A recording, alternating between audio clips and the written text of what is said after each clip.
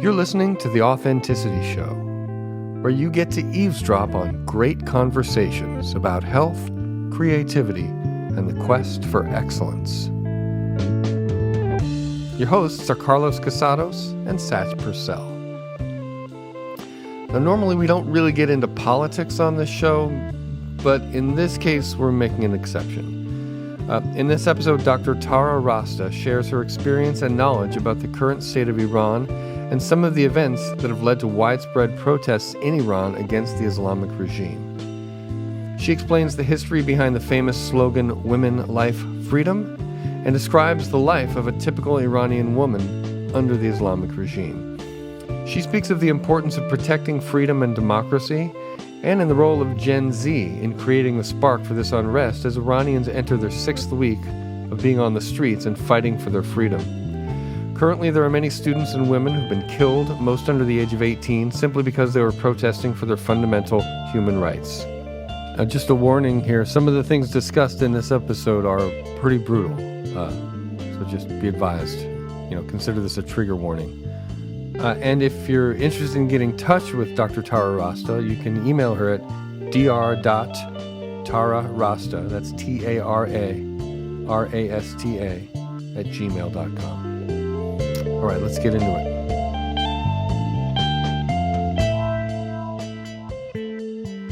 Well, good evening, Satch. Good evening, Carlos. We have a wonderful guest tonight, a dear friend of ours. Tara, good evening. Good evening, Carlos and Satch. Yeah. Thank you for having me here again. Yes, this is your second time on the show. Yes. And I actually never thought I would be talking about this issue. I know. Because I don't like to be political. Yeah, this is not normally a show that gets into politics. Right. This is a show about health, creativity, and the quest for excellence. And I think tonight is not really about politics. It's about the quest for excellence. Absolutely. But we cannot talk about it without touching on politics and other things that are normally not to be brought up in polite conversation. Yes, because in the pursuit of excellence, there can be things that get in the way of the pursuit of excellence, right? Right. Tell us about this curious phrase, Zendegi, Azadi. Zendegi, Azadi, which stands for Woman, Life, Freedom. It's a slogan that thousands of Iranians are using across the country, here in America, in Berlin, in all the countries around the world, which is representing the movement that's going on in Iran.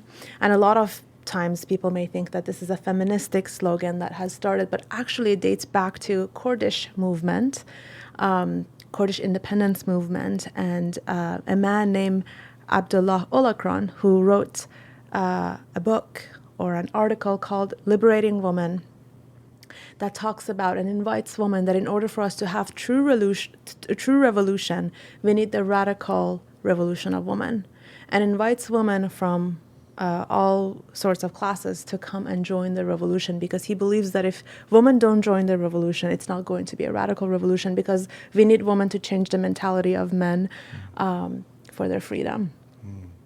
And it comes from the fact that Mahsa Amini, who was a Kurdish girl, her Kurdish name is Jina, was murdered when she came to Tehran for a vacation. She's a 22-year-old girl who comes from Kurdistan to Iran just for a simple vacation. She's with her brother, and she is arrested because she was showing a little bit of hair. She still has her veil or her hijab, but she's showing a little bit of her hair. And when she gets arrested and they're trying to put her in the police car, she resists because she's like, I don't want you to take me. I'm here for a vacation. And the mortality police... morality police. Yes, sorry. Gotcha. Morality police hits her head. Ended up being the mortality police. Exactly. Yeah, that was a perfect slip. That was a perfect slip, yeah. Perfect. Yeah. The morality police hits her head against the car. She has a concussion. She goes into the police station and she passes out in the police station. She ends up at the hospital, and 3 days later she dies. And the officials or the authority of the Islamic regime says that she just had a heart attack. Right, a 22-year-old girl. Right. And her parents, they're very courageous, and they go ahead and say, no, she never had any heart issues. She was killed by the police.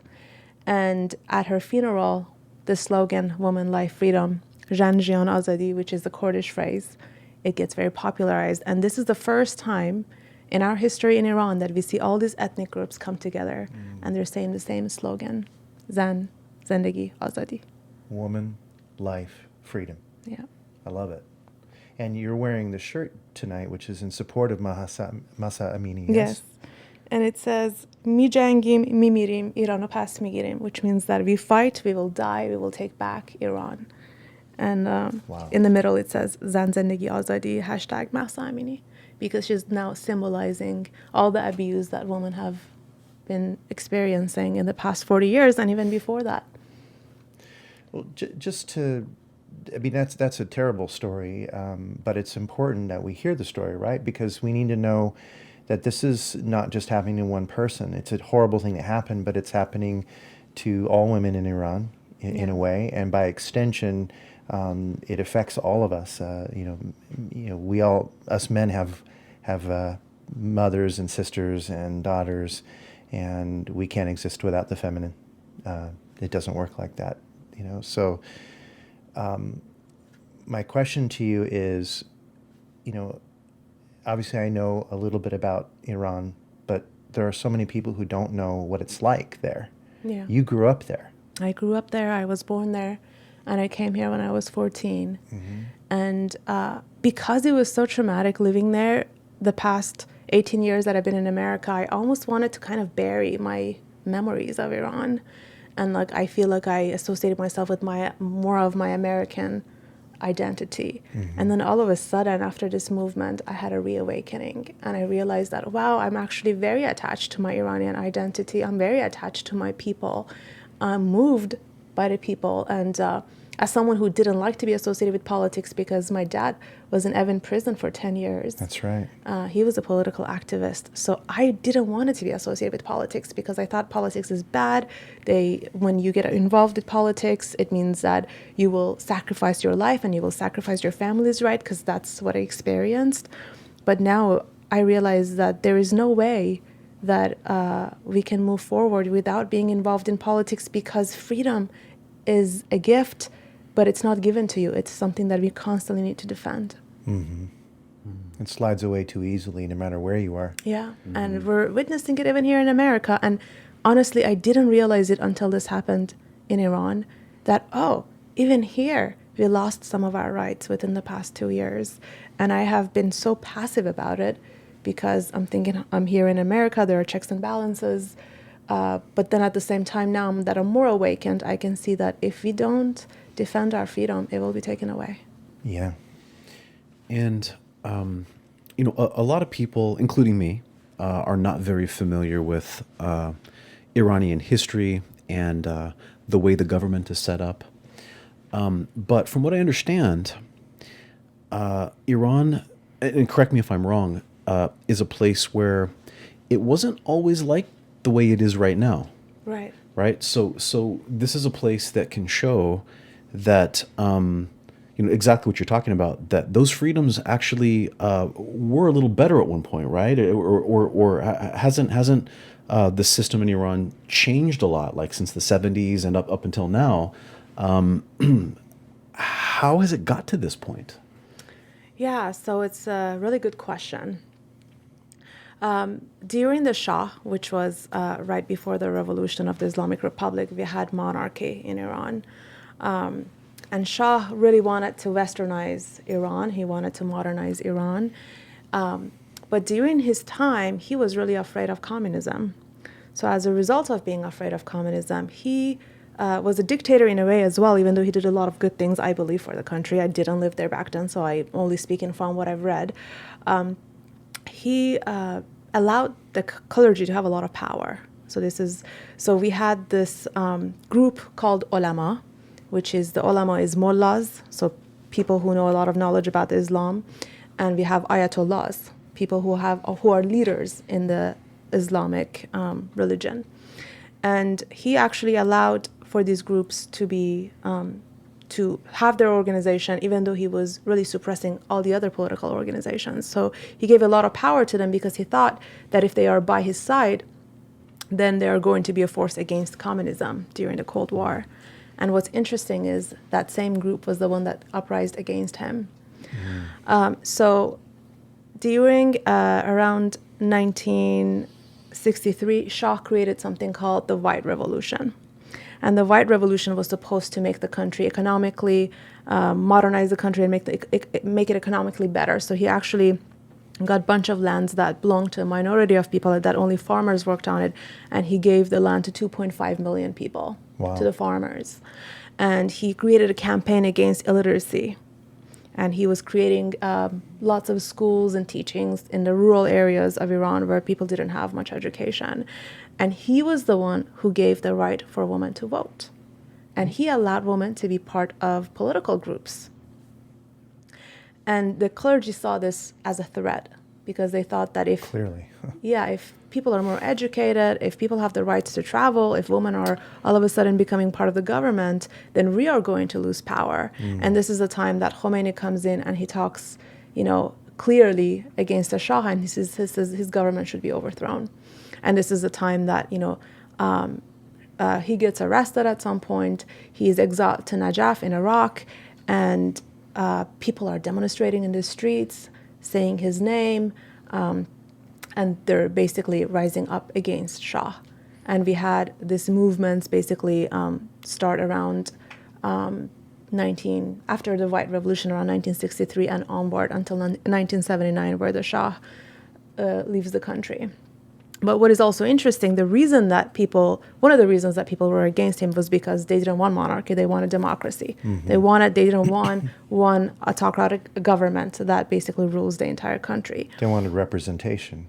Yeah. A voice. Yes, and they felt like Shah had a lot of connections with the West, and they felt like Shah was giving a lot of our oil to the West. And one of the reasons was because during Shah's father regime, Reza Pahlavi, he one of the things that he did was he was forcing, again, modernization on people. He was asking women to take off his hijab. He actually forced women to take off his hijab, which upset a lot of clergy and people as well, because So he forbade it. Right. Because Islam has been in the country. It's entrenched in our culture and in our tradition.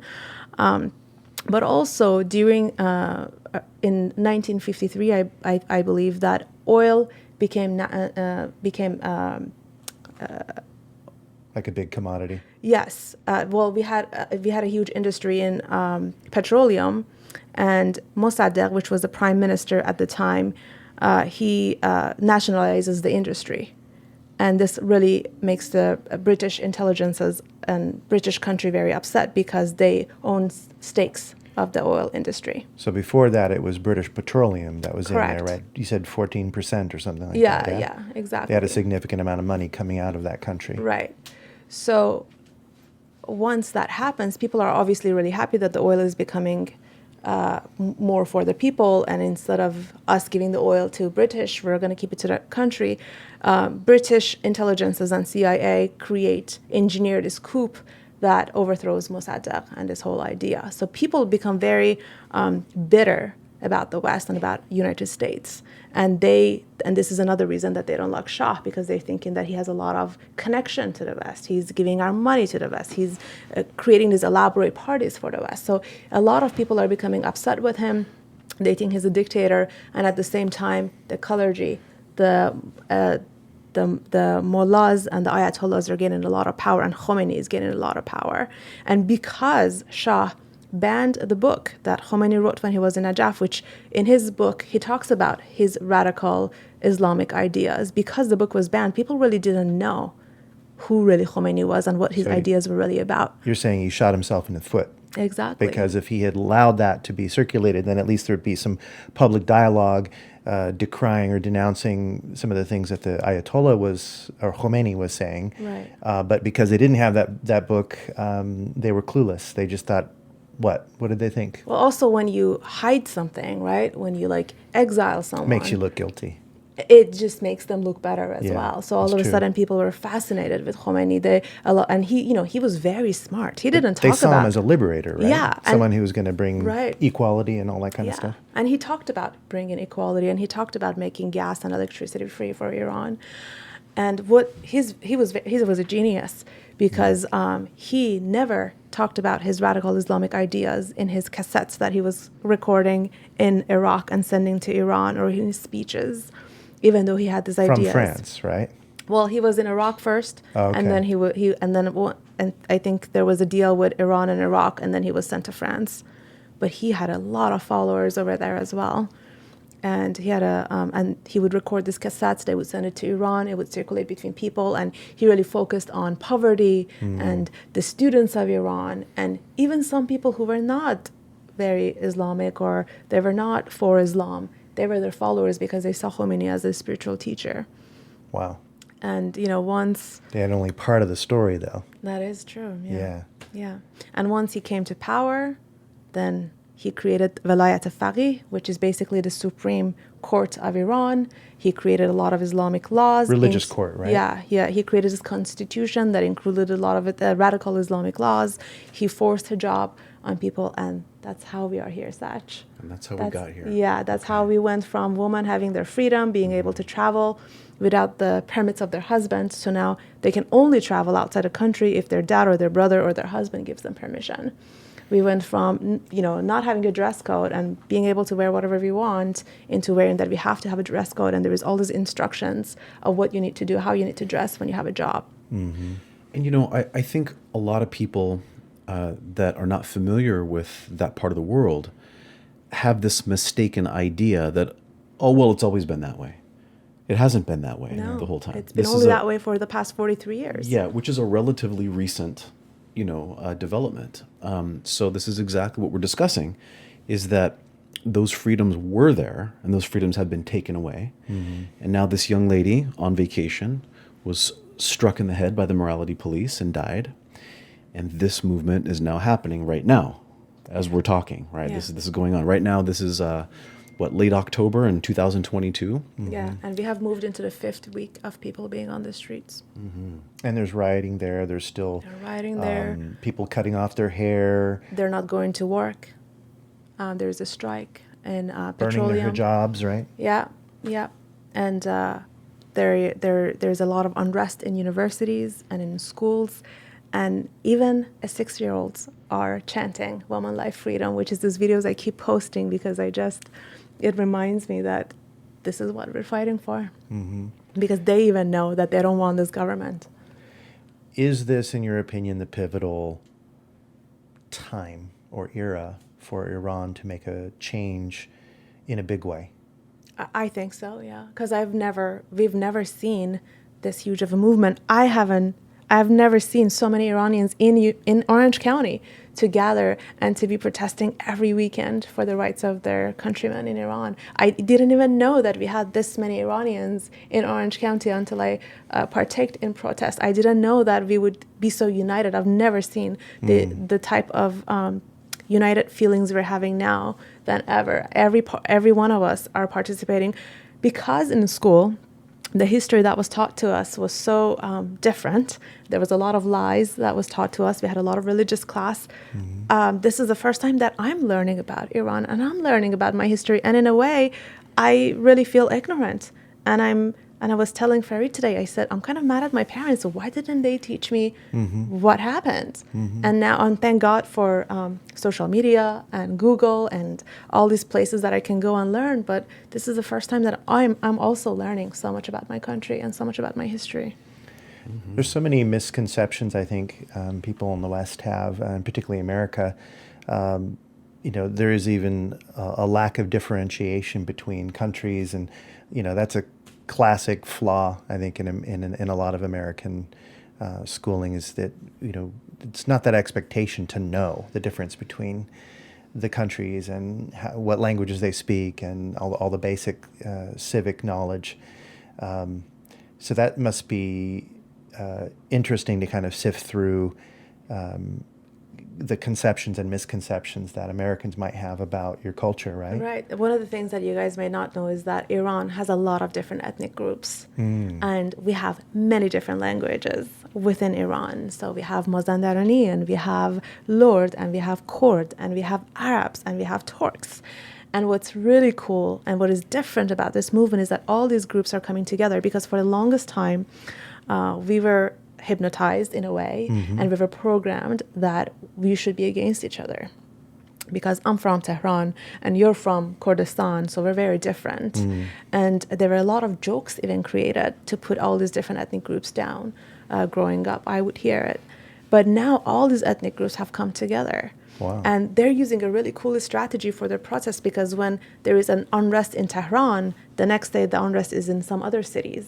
And people are very spread out, so that it has become very difficult for the government to go into battle with these groups, because they're very smart. The way they're doing it is very different now than they would be before. Before they would just all be together at the same streets. Now it's small groups all over the place at different cities. That's a tactic that has been very effective in military strategies for a long time. Right, exactly. That's great.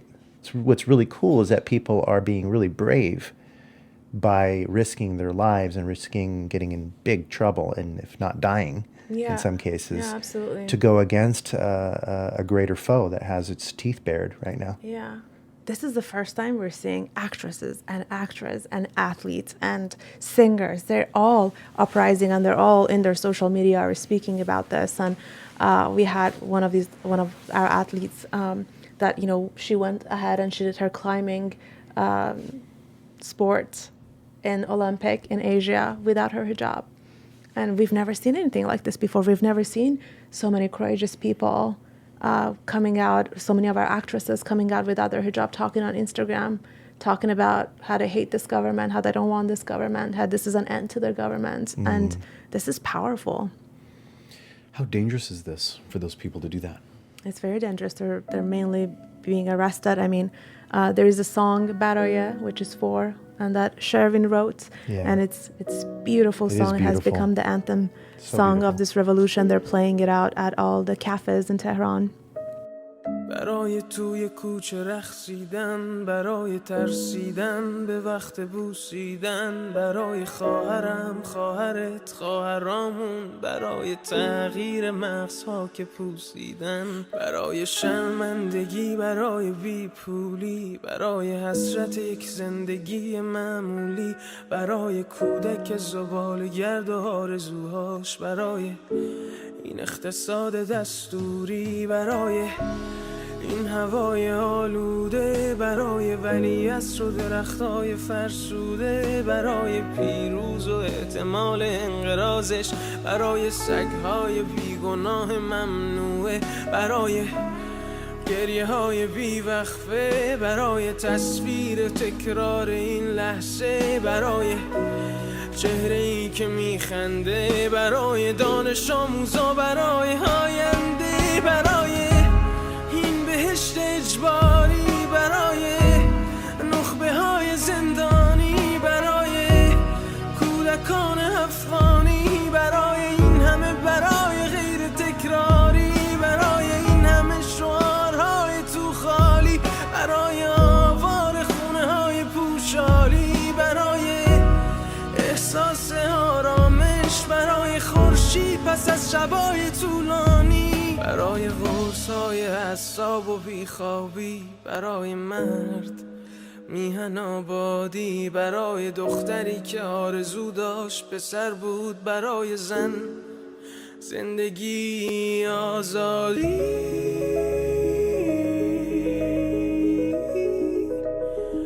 برای آزادی،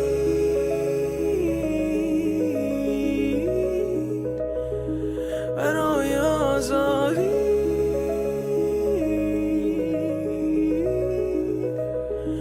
برای آزادی.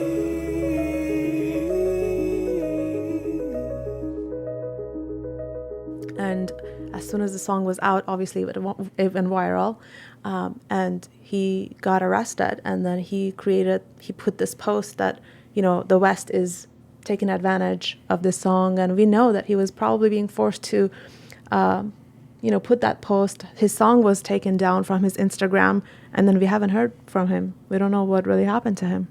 Wow. It's a beautiful song. I posted it today because you shared it with me, and I listened, and I thought, wow, that's really beautiful. Yeah, and he wrote the song based on the tweets of people. So it is a song of people. because people were saying, we're doing it for our children, we're doing it for the dogs, we're doing it for the pollution, we're doing it for women, life, freedom.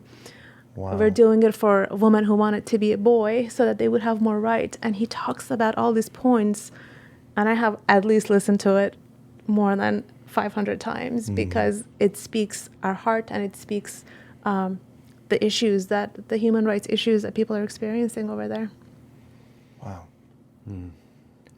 Yeah, that's powerful stuff that's going on. I mean, we had a recent similar movement here in the United States, right? That started with police using too much power and authority.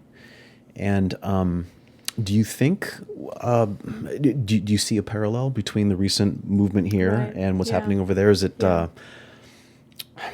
is that a coincidence? Is that the we are universe saying kind of that put, Mahsa Amini is the George Floyd of America. Yeah, we are saying that, Yeah, because that just happened not long ago. And here we have a similar situation happening again.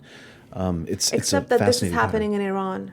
Yeah. Very often. It just happens that this issue with Mahsa, the murder of Mahsa sparked this movement, but it's not Mahsa is.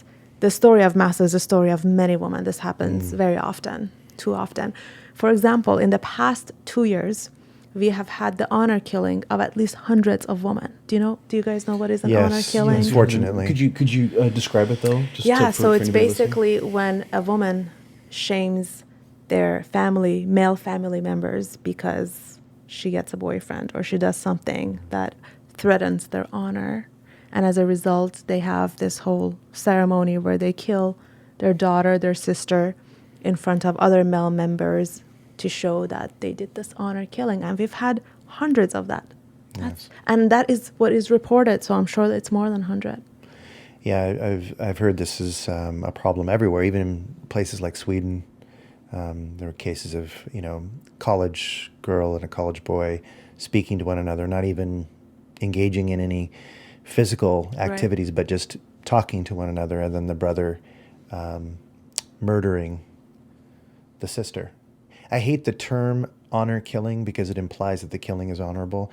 I prefer to call it shame killing. Yes, absolutely. It is shame killing. It's a shame. Shame murder is really what it is. Yeah. It's awful.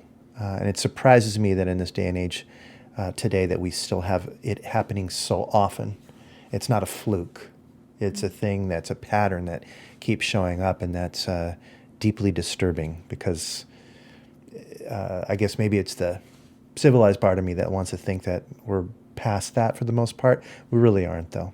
No. So we need to pay attention to that. And this is what the women are fighting for. So a lot of people think that because the slogan is women, life, freedom, then this is a feministic movement. It's not. It's a fundamental human rights movement. They're not even there. They're asking for their basic rights, not to be killed because they talk to a boy. Yeah. They're asking for their basic rights to have sovereignty over their body. And a lot of different groups are trying to hijack the movement. And what is really cool about this movement that's different is the power of social media, because we now have the social media that we are able to see all the different news, all the different perspectives. So then it has created this checks and balances, so we can really see all parts of the story instead of going with one story, instead of one news company manipulating us. Sure. We're able to see all the different perspectives, and then again coming together and being united and knowing that our only enemy is the Islamic Republic. Well, now, speaking of that, social media and all that, how is, Gen Z or the Zennials significant in this movement? So the Generation Z, which are people who are mainly born in 2000s, are the people that are really leading this movement, but they also sparked it because of their usage of social media, because they're a lot better than us. Yes, exactly. Instagram and all that. And I feel that it was the power of social media that got the slogan Zendegi, Azadi, woman, life, freedom, out from the funeral to thousands of people. So now people are saying that across the country, everywhere. Wow. It's because they were able to use their social media power, the power of social media so much better than we would, millennials, and then the generation before us. Yeah. That would be ours. That's Generation X. Yeah. So we're the generation before hers. Yes. Yeah. So anyway, just thought I'd point that out. Yeah. A question that came up when you were describing the history earlier, you were talking about the Tsar, or sorry, the Shah. I said the Tsar, I meant the Shah. Same word, different language. The element of him giving the right to vote to women, how does that play in if he was basically a monarch? Was there a certain kind of a parliamentary system or something that he allowed for a certain amount of voting, or what was that? Well, before that, before he allowed women to vote, they didn't have the right to vote. Right, but I guess I think that they did have a parliament. Oh, okay. Yes. Okay, so I was just wondering, what do they vote on, if Yeah. anything? But then again, Local he laws and controlled things? the parliament, right? He'd taken away the authority of a lot of other political groups. So it sounds a little bit like we have a situation. I mean, this is grossly oversimplified, but you have kind of the worst of the worst, which is showing up in the form of this religious, what do you call it, a theocracy, I guess, Right. with its own agendas and human rights violations and all that. And then you've got this sort of gray area, kind of chaotic neutral guys, which are the Shah and the CIA in the U.S., kind of who were somewhat, there was sometimes some positive things happening from them, but then there was also some kind of twisted secret stuff that was going on that was undermining that. So they weren't perfect either. And that gray behavior, that morally gray area behavior, left the door open for this more extreme version of evil and ignorance and control to put its, heavy boot on Iran, right? But And that's then- because the culture already had the culture was religious to begin with, because the Islamic Shia ideas were already entrenched in the culture and in the tradition. So during the time my great grandma was alive, she is married off when she was 14 years old to somebody who's 23 years old, and when she's married, she moves into her in-laws, and then her mother-in-law, they had a housekeeper, and in order for the housekeeper not to sleep with her husband, she makes her son, my great-grandpa, to marry the housekeeper. Not So- the first solution I would think of in a Right. situation like that, but Right, wow. but this is even before the Shah. Wow. So what I'm saying is that these ideas were so normal. Right. It was so normal for a husband to have multiple wives, to sigh another woman so that, she becomes a mahram to the family members. Mahram is a term that means that by Islamic laws, it's okay for this person to show their hair and to touch another male member. And so these ideas have been there in the culture. So that's why it was able to win, because people had an inclination for it. And then my grandma's husband dies, and then they tell her that if you want your kids, then you have to marry another brother of the husband who had passed. Wow. So she marries the brother who didn't want to marry her. He also didn't have a choice. And then her kids were taken away anyway. Well, and at that time, wasn't the legal age of marriage 13 Right. back then? Right. That's why she got married when she was 14. And it was raised to 15 by what, the Shah or something? Yes, it was Okay. raised higher. Did I hear? I could be wrong on this. I think. Did I hear that it has even been lowered No, I don't since think then? so. Okay. Okay. Although I think that it happens Okay. in, some small cities, but not. I feel that the people are just much smarter today. So for the majority of the cities, this doesn't happen. But I'm sure it still happens in some cities that are less educated. But one of the things you mentioned earlier I thought was a really great thing to say is that there's a spirit of, I guess call it a spirit of democracy that wants to arise in the Iranian people, and that's been there for a while, right? Like that movement of wanting to become more democratic has been there for decades, right? Yes. But this is this opportunity where the violence and the wrongdoings and people standing up are bringing even more awareness to the idea that maybe the best solution for them right now is a completely different system. And you'd have to wipe out the old system in order to create a new one. It And needs that's to be a what they little bit want. apocalyptic in a way, Right. to destroy. And that's where the revolution part gets in, and this is where it gets bloody and where it gets Yeah. messy. And Yeah. And, And they've already killed so many people. I mean, I have this newspaper. This is just, I don't know, probably 1/5 of the people who have died. But this is like, what, 50 people here they're showing? right. And look at their age. They're 12, they're 16, they're 14. They are minors. Yeah. They are kids that are being killed. And some of them, their face was not recognizable when the body was given back to their family because they were beaten so badly. And there is this radical Islam law that a woman, when she dies, she's not supposed to die a virgin. So then they allow them to be raped. And so one of these girls, it was shown that she was raped before she died. So when these women go out on the street, it's not just that they're going to be killed. That would be the easy part. They're being tortured. They're being beaten. They're being raped. Their bodies is not given back to their family. And then their families are not allowed to have funerals for them. Wow. This is like orders of magnitude of fucked beyond recognition, really. Yeah, yeah. It's awful. Wow. So, so what do we do? What can the rest of us do? Right? I mean, here we are. We have this opportunity to share this story and talk about this this topic here on our show, but that's not enough, right? I'm glad what, you what asked. else? I'm what can we glad do? you asked. Yeah. So for the longest time, if you see Iranian people are posting, be our voice, be our voice, be our voice, hashtag be our voice. And that's because we want everybody to be posting about this and talking about this. We want everybody to call and email our representatives, because we have to remember our representatives, our senators, they work for us. And the more pressure we put on them, the more they're going to uplift this UN mechanism that's going to intervene to what is happening in Iran. We don't want any war with Iran. We don't want the US to go and intervene in a way that is going to take over our oil and our resources.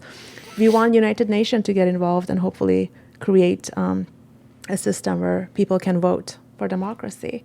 But I think that is not going to happen if we can pressure Iran, because we are seeing that when this unrest was happening in Iran, when she was murdered, the president of Iran was in New York, and he was trying to have a negotiation with the U.S. administration. And he was here. He should have been arrested when he was here, but he wasn't. Is this still Ahmadinejad? No, this is Different guy. Raisi. Okay. Yeah, so this is the new president who came in, and part of the reason that this all happened is because when he came into power, he made all the rules a lot more restrictive. And this is part of the reason that the Gashta Ershad or Basij, they were out, in the morality police was out getting the woman, taking them into institution to get counseling. And counseling is not friendly, I'm sure. No, I'm sure it's not friendly. And it's like taking you into a mental institution. And then what? Brainwashing you, maybe. Yeah, and psychologically damaging you, torturing you. Right. You know, I think when we talk about these kinds of upsetting situations, it can also be a little bit too easy for the pendulum to swing too far the wrong direction. Right. And so in this situation, this got sparked when this young lady was not wearing her hijab properly, right? Tight enough, you know, however that is. Maybe we could talk about the other side of that a little bit, right? Because I think there's a lot of people that hear this and then they might get the wrong impression that what we're saying is things like that are bad, right? And we know that what this is really about, this is about people being able to make their own choices. Right. And as you can see, one of the things that women are doing are cutting their hair. And people are wondering, why are they cutting their hair? Why would you cut your hair? And it's because we are trying to say that it's not about the hair. We're not asking for us to show our hair. We're asking to have fundamental freedom, basic Right. human rights. Right. And I just want to add to what you said, because I think it, just to add some detail, I think the feeling of a very conservative point of view might say, why are you so vain that you need to show yourself? And even though we might see that as completely ridiculous, and not a good way of looking at it. There are still people who think that, who have a religious background. They're very patriarchal in their mindset. They like the rules, and then they may be even on the fence a little bit, but still think that these women just want to be showing off or something like that. Cutting the hair is a clear message that this isn't about me fucking wanting to show off, because look what I just did. My hair is not the issue. Right. This is about having the choice, as you mentioned earlier. Yeah. Not that hijabs are bad, that it's a choice. It should be a choice. Yeah. We're talking about freedom, so that means Yeah. freedom to wear a hijab if you want to, and freedom to not wear it if you don't Right. want to. Right. Right. Exactly. But it seems to Yeah. me that majority of women in Iran, they don't want to. They're being forced to, and they've been being forced to for the past 40 years. You know, I don't like wearing a tie. I'm not wearing a tie right now, if you've noticed, Carlos. I've never worn a tie on this show. There are times in my life when I want the ability to go ahead and put one on. I'm going to something special, something unique. I want to wear a tie, right? Yeah. And I think that's what we're talking about here, right? Is you want to have the choice to be able to take on behaviors that can honor your culture, honor special events, but to have the freedom to make that choice as to when you want to do it and when you don't want to do it. Right. Nothing wrong with a tie, right? But sometimes I don't want to wear one, and sometimes I choose to wear one. Nothing wrong with a hijab. Sometimes there's a time a lady wants to wear one and maybe not, right? And I'm just curious, what are some other things, or are there other things? I know you've mentioned some things about the freedoms that are not there. Are there other things that could be brought to our attention that would be similar to that, in Iranian culture, like things that the ladies have to do or are not allowed to do? Maybe we could bring up a few more. Right. Like, for example, women in Iran, they don't have the right to divorce. So if your husband doesn't divorce you, you cannot get a divorce. If your husband is a drug addict or he's cheating on you, for example, one of the issues is that they can legally cheat on you. There is a concept called sighe, which means that you can have a second wife, you can marry someone for a certain amount of time without having any consequences to them, which is, to me, it's a legal prostitution. And if your husband is doing that, you can't do anything about it. And we actually had a neighbor who was sighe to someone, and the husband got her this place, and I think, the wife didn't know, or she did, but she couldn't do anything. Or the right to have have custody over your children. That's also a whole ordeal. Or if you want to get out of the country, you need the permission of your husband. We had this athlete. She was a soccer player, and there's a whole movie about her where she was separated from her husband, and her husband, in order to, get back to her, he didn't allow her to leave the country to go and play soccer in another country. Oh, as a punishment. As a punishment. And these are the basic things that I'm hoping that it will change for women. Yeah, because, I think being able to see your own children, right, is probably about the most sacred right that a parent has, right? And what about the children? What's their say in the matter? You know what I mean? So these are some pretty huge, significant things, right, that need to get ironed out. So that's why I wanted to talk about it, right? Because I think sometimes people think that this is about a clothing item. No. It's not about a clothing item. It's more about seeing your children. breadth than that. Yeah. Yeah. I feel like the fact that I had to wear this dress code when I was 6 years old, pants and this long dress that is supposed to be below your knee. What's that called? This is just a dress code you wear in school. Oh. And the scarf to go to school, I think that's child abuse. And the fact that Especially I in a never hot learned summer. how to ride a bicycle because it wasn't really appropriate for a girl. I mean, a lot of girls over there, they do know how to ride a bicycle. But I never learned because I was told that it wasn't appropriate for me. I think that's child abuse. The fact that I was so curious to talk to a boy because we were never allowed to talk to a boy, it's terrible. Yeah. It's absolutely terrible. It was looked down upon, and there was a lot of shaming involved if you wanted to just talk to a boy. So it made you actually want more to talk to a boy to see just how it is. And there is still a lot of marriages that are happening that are forced marriages in a lot of rural cities, I'm sure. And we want women to have those rights. And if you want to marry somebody, again, you have to have the permission of another male member, either your brother or your dad or your uncle. And you can't just go ahead and get married as a woman. Wow. So if two people want to get married and that young lady does not have permission from another male, it has to be a family yeah. member, then the wedding doesn't happen. Right. And also, if you are going out with your girlfriend or your boyfriend on the street, you can get arrested unless you can show that you are married. And this happened to me when I was walking down the street with my brother, and we had to show that we were siblings. Otherwise, you would be going into jail, and you have to pay a fee, and you have to call your parents.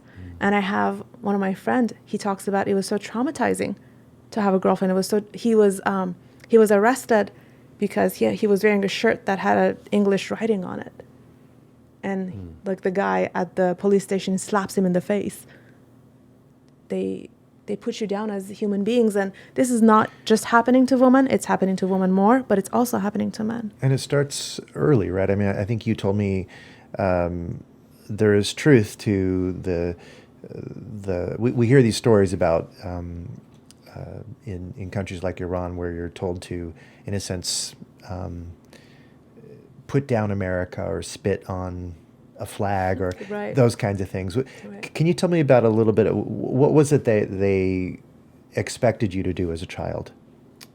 So there were certain dates, I don't remember, like Bisadoy Bahman or something, where I guess it was their victory of the Islamic regime, and that was the day that they would burn the flag and they would have us walk over the flag. And every day, every single day we went to school in the morning, we had to say death to America, death to Israel, and we didn't even know why we're saying it. Death to America, death to Israel. Every single day they would make you say it, and if you didn't say it, you would be in trouble. Wow. And every time we had to show our nails. And if your nail was too long, they would try to come and cut your nail, but they would do it in a way that it would hurt. And if you were showing your hair, they would hit you, and they would, put you down, and they would make sure that they will shame you. And I remember, this is one of my last memories in Iran. I was just going into high school, and my mom was trying to put me down in this high school. And when we went there, I was wearing a sandal, and I was having nail polish, and they didn't allow me to go to that school because I had nail polish, and my mom was like, great, like, I'm not going to put you to this school. Fuck this school. That's basically what she said. And I was so grateful. I was like, she was like, well, we're going to go to America, so what difference does it make? But if I was a child that was supposed to live there, then I had to deal with that. And I was going to not be able to go into a good school because I had nail polish on my fingers. Wow. If this doesn't disturb you as a person outside of Iran, hearing this story, then I got to kind of wonder what's wrong with you. This is upsetting. This is disturbing, and it should concern all of us who are free-thinking, or who attempt to be free-thinking at least, and who appreciate just what it means to be a human being and to have the safety and the freedom to grow and do what is important to you as a human being, to find your purpose. They're absolutely interfering with people's rights to pursue their path, their purpose, their will, and it's about as close to evil as I can imagine. That kind of ignorance is, I mean, I don't believe in absolute evil, but the idea of that in the philosophical sense, it's unacceptable. Yeah. Completely unacceptable. Another point that might be mind-blowing is that if you're raped, it's your fault. Right. And the man who has raped you will not be going to jail. You will be. And you might even get killed because now you're not a virgin anymore. How do you win in a situation like that? Right. Yeah. And this is why a lot of women are abused by their brothers, by their dad, by members of the family, because most of the time rape happens by members of family, and they're not able to speak up because if they do, they're going to be in trouble. They are the one who are going to be in trouble. Yeah. Tara, there was you mentioned something about prison. Oh, yeah. Could you share what you wanted to discuss about that topic? I think this is the first time in history that people are worried about the prisoners, because there was this huge fire on Evin prison and people were posting about it and everybody was running towards the prison. And this is the first time in history that people are afraid for the prisoners and they want They don't want the police. The police are not safe, but the prisoners are, and this is because Evin prison is not a normal prison. It's a prison that it houses political activists, journalists, artists, regular people who have been, going into this protest. Some of American hostages that they're holding so that they can get money from America. And this is why when it was on fire, we still don't know why it was on fire. They were saying that the prisoners caused the fire, which we think they're lying because they tend to lie a lot about a lot of things. It seems like a lot of people were killed, and there were sounds of shooting and explosion coming from the prison, and we don't know what happened in the prison. We still don't know. Apparently there was an unrest by the prisoners, but we still don't know what happened. They reported that only 9 or 8 people have died, but we're hearing from the prisoners that it was a lot more than that, and they were actively shooting people inside the prison. And these are, for example, one of the things that happened was that there was a protest in Sharif University, which is, you can only go into this university if you're a genius because you have to pass a lot of tests in order to get there. So in It's Iran, like an MIT kind of thing. right. So in Iran, you can't just choose a major and go to a university. You have to pass a test in order to go to a university. And the public universities such as Sharif, you have to have a very high score.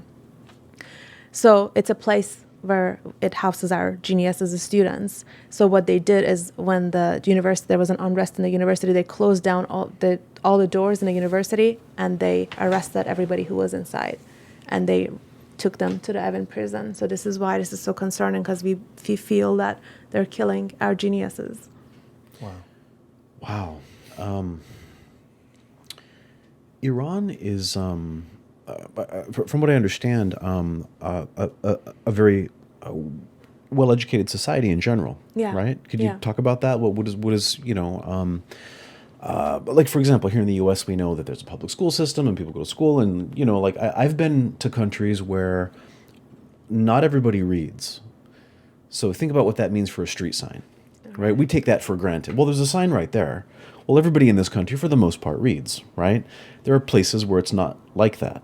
What is Iran like? Iran has a very educated population. I don't know anybody who can't read. I actually don't know any of my family members who are close to my age or around my age who doesn't have a bachelor or master degree. Yeah, so it's a very well-educated society. Yes, Yeah. very well educated. But unfortunately, the unemployment rate is very high right now, which I think has also one of the reasons that has led into this unrest.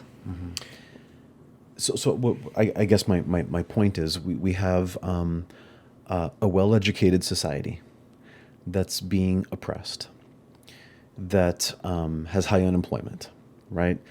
Those are the ingredients for a revolution, right? Yeah. Because these are not ignorant people that are complaining. These are well-educated, intelligent people that understand the difference between what humans deserve just by being born human versus what they're getting. Right. So why is Iran such a well-educated country? I mean, maybe it's a silly question, right? But it seems to me that you've got a place where a lot of these things that we're talking about that are so hideous, right? It's harder to do that to people that are educated. I think one of the reasons is because Shah created this campaign against illiteracy. And during his time, a lot of kids were sent out. He actually sponsored a lot of kids to go out into other countries and get education. A lot of my great uncles were all sent into Europe and America to get education. So I think he started it. But I think in general, in our culture, it's something that you're forced upon. You either become a doctor, a lawyer, or an engineer. Yeah. That's basically our culture. Or a dentist, exactly.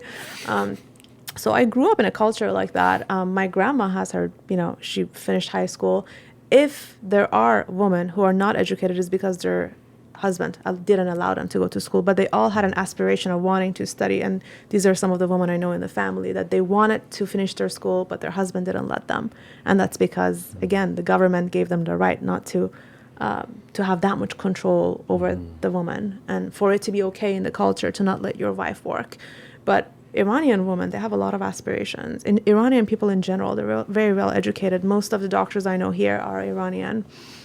I think it's just really deeply within our culture that we really care about education. Yeah, yeah.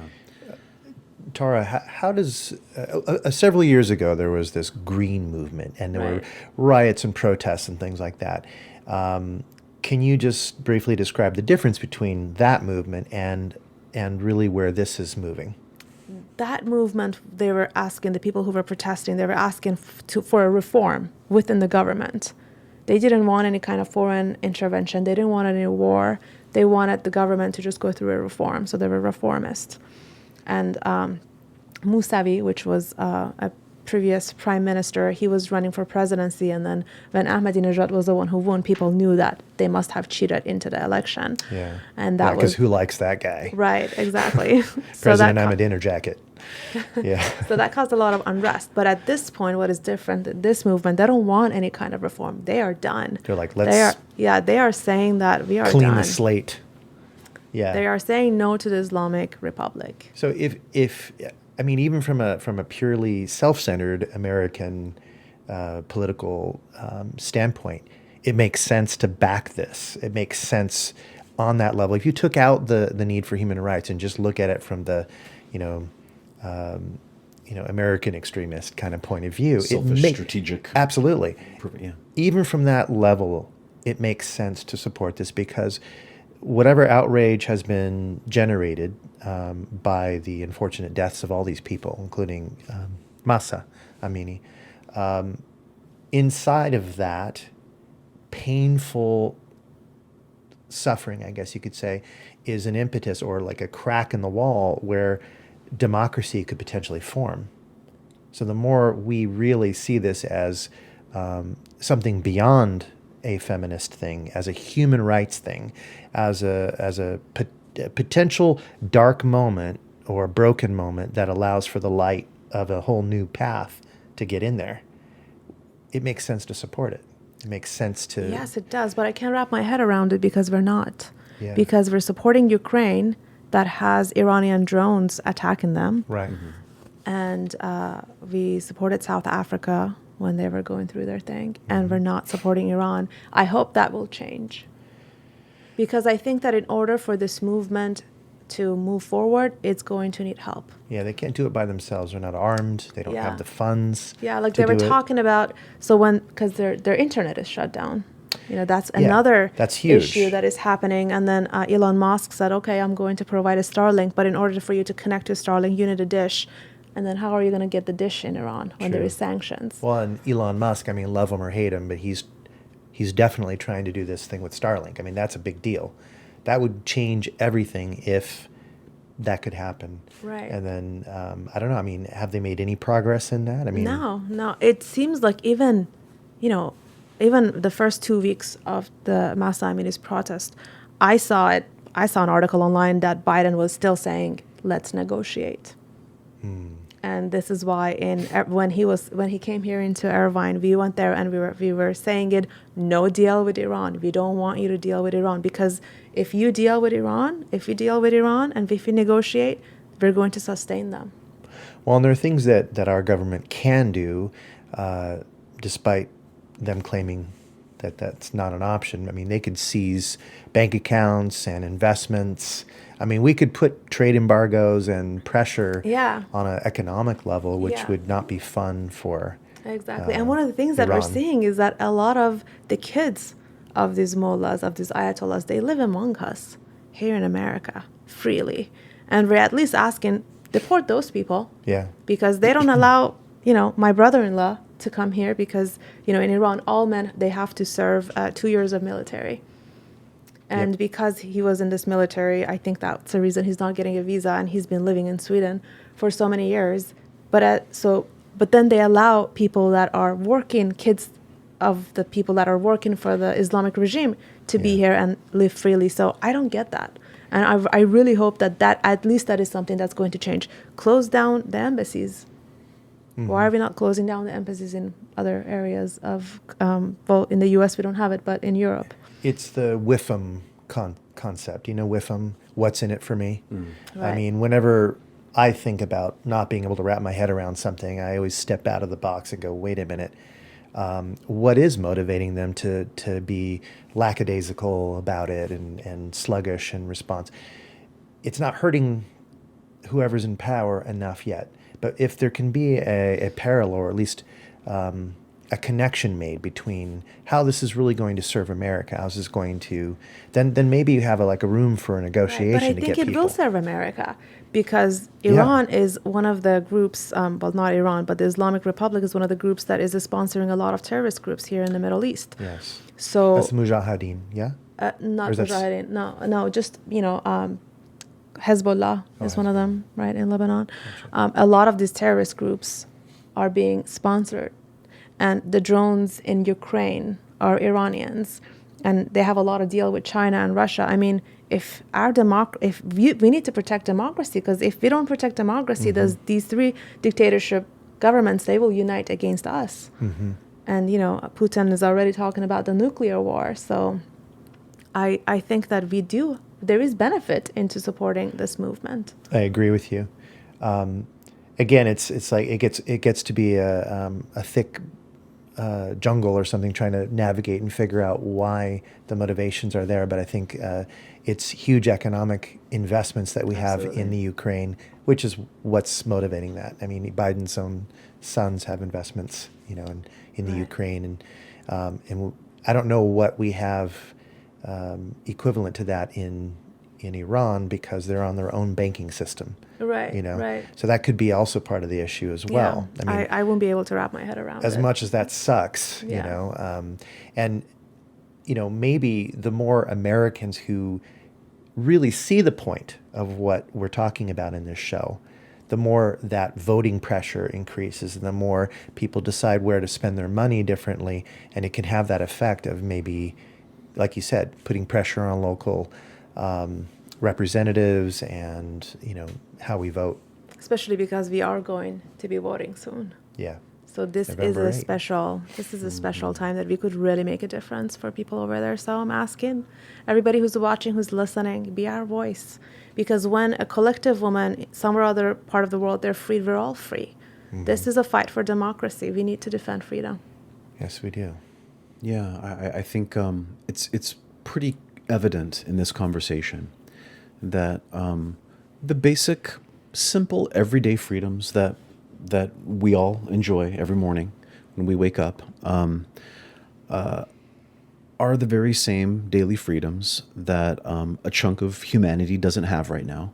It's real simple. We just want them to have that. They're wanting that right now. It's exactly the same thing that it's the same goal that we have. That's a real easy goal to support. Just for some other humans in another part of the world to just wake up and my sister doesn't need my permission to go out in public. I mean, these are simple things we're asking, right? So for everybody who's listening to this, Iranian people and Americans right now pretty much want a very simple thing. So we can back that. Let's back it. That's easy. And if anybody wants to know, what should I write in my email? What should I say to my representative? Contact me. I'll copy and paste the email to you. I give you the names of your representative, your senators, your congressmen and women, and go ahead and email them. Because I think that they may not listen as much to me, Iranian Americans, as they would listen to American people. How do they get in touch with you? They can contact me with my email, dr.tararasta@gmail.com. That's easy. Right? I hope so. Easy enough. And we can even put it in the link as well. That's perfect. One more thing I wanted to touch upon just briefly. I read an article about Anonymous, the hacktivist group. Right. They have their hashtag Op Iran. Operation Iran. Yeah. And, what are they doing to have some kind of an effect on all of this? Some of the videos that we're seeing, they're very fun, is all of a sudden their Seda Osima, which is like the national TV, gets hacked. And all of a sudden there is a picture of a woman taking off her hijab. or we're seeing there is like blood coming out of Khamenei's eyes, and it's showing that this is a murderer. Some of the banks are being hacked. And I wasn't sure if this is real, so I would go into the website and I would see not only it's hacked, but there is a message to the government that From is anonymous. asking from anonymous Right. to give freedom back to the people of Iran. I don't know. Sometimes I don't know if they're real, but I know that they're helping, even if it's just something that is motivating people, that some outside source is helping them, it's motivating people. Yeah. And I follow them, so they're constantly writing down about the different protests that is happening in Iran, and they're alerting people about different applications that they may download, and then the government is getting their information. So I feel that, I hope they're real, and if they are, I hope they continue to help Iran. And at least by just checking some of the websites that they said they hacked, I wasn't able to access those websites. So I feel that they are. Yeah. But again, sometimes I'm like, are they really, these people? Like, are they really spending their time to help Iran? I hope it's true. Yeah, I hope so too. I suspect that they are. Yeah. And however little that may influence things in the end, any little bit counts. Yeah. I signed a petition recently. I don't know how much of an effect that will have, but if you're curious about this, you could probably just simply Google, Iran protest, what's the word I'm looking for? Petition, thank you. And you'll find probably several that you can pass along to your friends, sign, etc. And it's just a show of support. I mean, that's something. But what else can they do? I think that the use of social media is really important, because I think there is still so many people that I talk to that they still don't know what is happening. Yeah. And I think just spreading that awareness is really, really important. That's the least that you could do. That's the least that you could do to spread the news and use your social media for the rights of people in another region who don't have basic human rights and who are being killed on the streets. They're being raped, they're being tortured every day. While we're speaking right now, somebody is getting killed, somebody's being tortured, somebody's being raped. And one of the cool things about this movement is it's leaderless. It doesn't have a leader. And you were saying even children are getting involved, right? Children are getting involved. A lot of the people that's showing on this magazine, they're children. They're 12, 14 years old, but they're doing it for us. They're doing it for my son to be able to go back to Iran, to his motherland. And I'm really excited. I keep visualizing that day for me to go back. I've always wanted to go to Iran. I can't wait to host you guys. Yeah. Me too. I don't think we'll be going this year, but Yeah. We're gonna have to earn it. It'll be a We're fun gonna have road to trip. yeah. Well, so it's a leaderless movement. So I guess could we say that awareness is the leader? Yes. There we go. Okay. And the unity between all those ethnic groups, the unity between people, and always coming instead of, because again, the movement is trying to be hijacked by a lot of different groups, but at the end, I'm seeing that people are coming together, and we know that our one enemy is the Islamic Republic, and as long as we're united against the Islamic government and republic, then we can figure out once their fall is happening, then we can decide on who's going to be a leader and what we're going to do next, and the people of Iran should be the ones deciding that. Well said. Well, thank you. Thank you guys for having me. And even though this podcast is not about these type of stuff, and even though I don't like to talk about this kind of stuff, but thank you for having me, because I have changed as a result of this movement, and I'm not going to stop to talk about it until I see the fall of the Islamic regime. Excellent. Right behind you.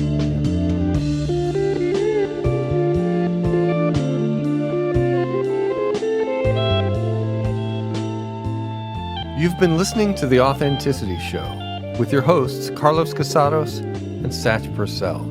Thank you to our guest, Dr. Tara Rasta. If you want to get in touch with Tara, you can find her at dr.tararasta@gmail.com. My name is Oliver Altine. I produce the show. Please remember to subscribe to The Authenticity Show wherever you get your podcasts. Find us on social media, and you can find our website at authenticityshow.com. Thank you for listening, and have an authentic day.